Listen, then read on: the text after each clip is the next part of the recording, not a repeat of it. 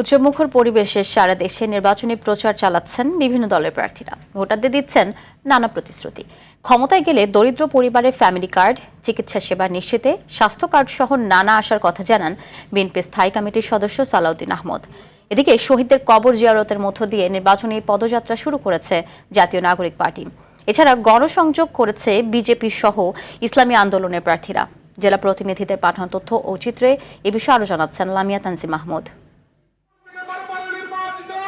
আগামী নির্বাচন হবে মানুষের ভাগ্য বদলে দেওয়া নির্বাচন। কক্সবাজারের চকরিয়া জনসভায় এমন মন্তব্য করেন বিএনপির স্থায়ী কমিটির সদস্য সালাউদ্দিন আহমদ। এই নির্বাচন হচ্ছে বাংলাদেশের বাক বদলে দেওয়ার নির্বাচন, আমাদের আপনাদের সবার ভাগ্য পরিবর্তনের নির্বাচন। পথসভা করেছেন পঞ্চগড় 1 আসনে 10 দলীয় জোট প্রার্থী ও এনসিপির উত্তরাঞ্চলের মুখ্য সংগঠক সার্জিস আলম। আপনাদেরকে আমরা আহ্বান করব, সবাই মিলে সুন্দর করে মানুষের কাছে যাই, মানুষের কাছে ভোট চাই, মানুষ সিদ্ধান্ত নেবে কাকে ভোট দিবে। চট্টগ্রামের লোহাগাড়া উপজেলার দর্জিপাড়ায় শহীদ ইসমামুল হকের কবর জিয়ারতের মাধ্যমে নির্বাচনী পদযাত্রা শুরু করেছে জাতীয় নাগরিক পার্টি।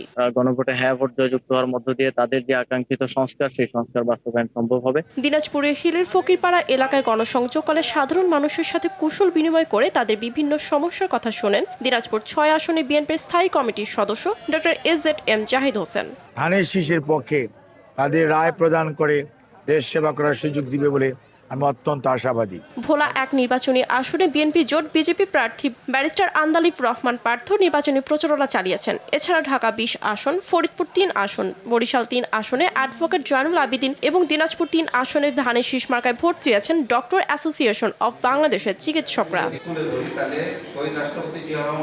এছাড়া গোপালগঞ্জ 2 আসনের 10 দলীয় জোট, পটুয়াখালী 3 আসনে ঘোড়া মার্কায় স্বতন্ত্র সংসদ সদস্য প্রার্থী এবং বিএনপির প্রার্থী, মুন্সিগঞ্জ 1 আসনে জামায়াত ও বিএনপির প্রার্থী নির্বাচনী প্রচারণা চালিয়েছেন।